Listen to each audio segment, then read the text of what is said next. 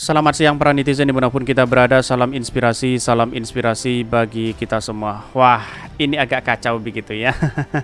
Dia inginnya si Hasto ini menyindir Anies Baswedan yang dianggap sebagai modal pencitraan dan sebagainya begitu. Tetapi menurut saya pribadi apa yang disampaikan oleh Hasto hari ini memframing terus begitu kepada Anies Baswedan begitu kan. Apa maksudnya dan urgensinya begitu. Bukankah ini adalah kebebasan berdemokrasi begitu ya. Kok selalu Anies Baswedan yang selalu yang diawasi begitu ini. Sekjen PDIP yang menyebutkan Hasto Kristianto, kami belajar banyak ya ketika pemimpin hanya modal pencitraan. Ya, bagaimana dengan Pak Jokowi begitu kan? Seharusnya perkataan itu adalah blunder begitu kan. Jadi artinya selama ini si Hasto itu ya kurang piknik lah menurut saya dalam dunia politik hari ini. Dia hanya menjustis ya dia ketika ada orang yang tidak suka begitu. Bukan seperti itu cara-cara kita begitu. Adu narasi aja gagal begitu kan. Apalagi mau berkomentar seperti ini begitu. Siapa si Hasto, kan begitu logika kita begitu. Publik sudah tahu siapa mereka begitu kan. Tetapi perlu diingat ya apa yang disampaikan oleh Hasto ini bagian dari aspirasi dari demokrasi juga, tapi perlu diingat secara demokrasi dan etika harus benar-benar tahu begitu ya. Tetapi mari kita baca terlebih dahulu komentar-komentar netizen seperti ini.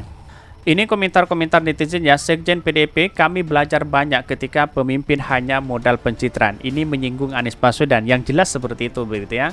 Partai yang paling merasa selalu dizalimi.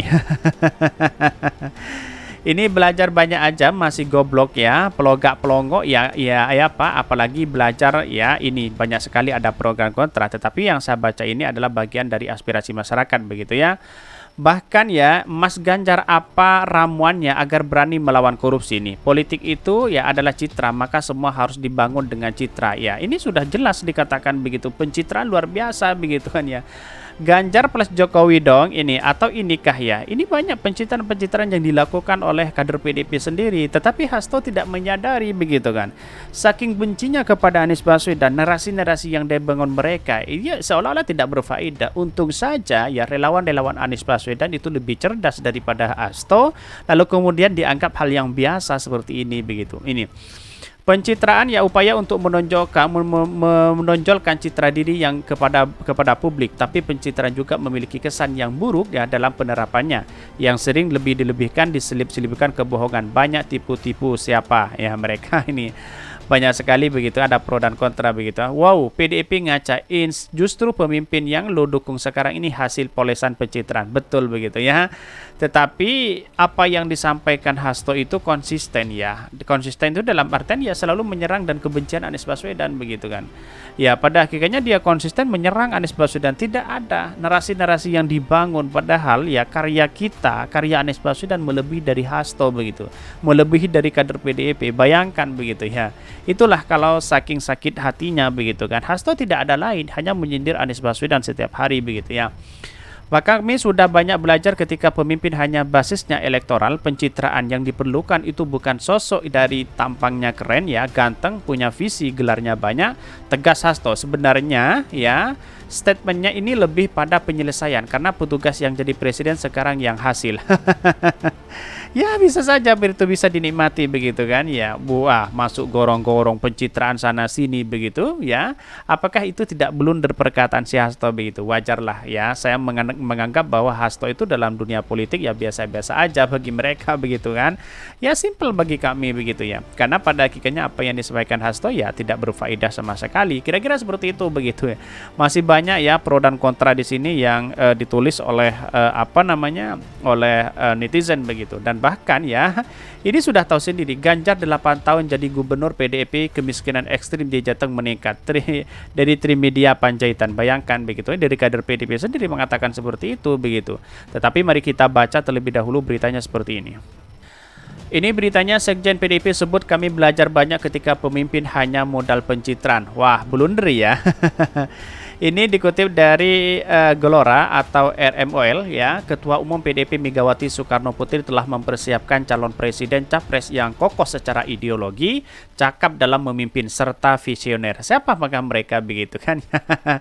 Ya kalau hasil pencitraan sana sini begitu kan ya, publik sudah tahu siapa mereka begitu.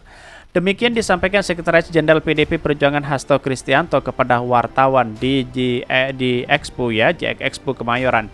Yang dicari oleh Bu Mega dan dipersiapkan oleh Bu Mega itu pemimpin yang kokoh secara ideologi, pemimpin yang visioner, pemimpin yang mumpuni, pemimpin yang punya kemampuan profesional tetapi sekaligus memahami kehendak rakyat, ujar Hasto.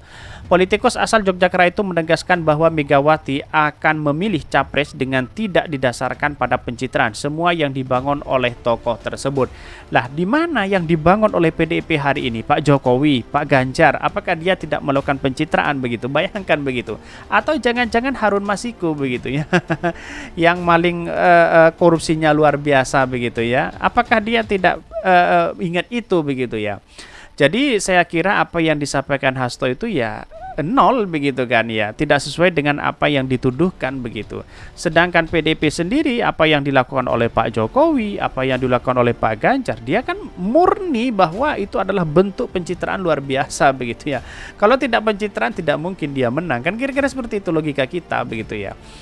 Bahkan politikus asal Yogyakarta itu menegaskan bahwa Megawati akan memilih capres dengan didasarkan pada kepada pencitraan semata ya. Kami sudah banyak belajar ketika memimpin hanya basisnya elektoral, pencitraan yang diperlukan itu bukan sosok yang ditampangnya keren, ganteng, punya visi, gelarnya banyak, tegas Hasto. Bahkan namun itu mengenai waktu itu pasti ya kapan Megawati mengumumkan capresnya, Hasto menyatakan pihaknya belum bisa memastikan hal tersebut. Bahkan dia mengatakan hanya memberikan sinyal bahwa Partai Banteng Moncong Putih itu bakal menggelar acara besar pada Juni 2023 mendatang. Dijelaskan Hasto, Megawati selaku ketua umum partai akan melihat momen yang tepat untuk mengumumkan capresnya. Meski demikian ya, partai tetap menyiapkan berbagai rangkaian event untuk menyebut penentuan capres PDIP Perjuangan. Misalnya bulan Juni itu dari 1 Juni lahirnya Pancasila, 6 Juni lahirnya Bung Karno, 21 Juni wafatnya Bung Karno, dan tanggal 24 Juni kami mengadakan puncak konsolidasi dan puncak peringatan bulan Bung Karno di Gelora Bung Karno Senayan, pungkasnya. Inilah kenapa politik dari PDIP itu sendiri begitu kan mengumumkan belakangan begitu kan. Tetapi melihat situasi dan perkembangannya saya rasa ya biasa-biasa aja begitu kan. Walaupun dia nanti diungkapkan adalah yang muncul adalah Pak Ganjar atau Puan di situ atau dengan yang lain, saya kira tidak menjadi masalah juga begitu. Ya, pada hakikatnya apa sih yang diminati oleh masyarakat Indonesia terhadap Pak Ganjar dengan yang lain begitu kan ya. Bahkan kalau dibandingkan dengan karya Anies Baswedan ya jauh begitu ya. Ya tahu sendirilah publik dan menilai sendiri seperti apa mereka begitu. Tetapi perlu diingat inilah demokrasi ya, politik kita masih dinamis begitu kan, ada pro dan kontra siapa saja, siapa tahu mungkin Pak Ganjar itu menjadi wakilnya Pak Prabowo itu sebagai kekuatan besar ya, kalau itu adalah dibentuk koalisi besar.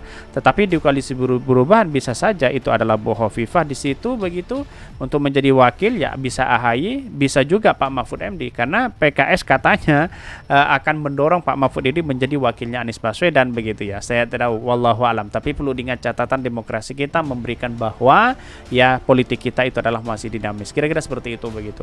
Mungkin itu yang kami sampaikan. Tonton terus channel Hodari Podcast Rakyat ini karena ada berita-berita menarik dan viral setiap harinya. Salam para netizen, salam inspirasi bagi kita semua. Jangan lupa di subscribe channel YouTube Hodari Podcast Rakyat ini.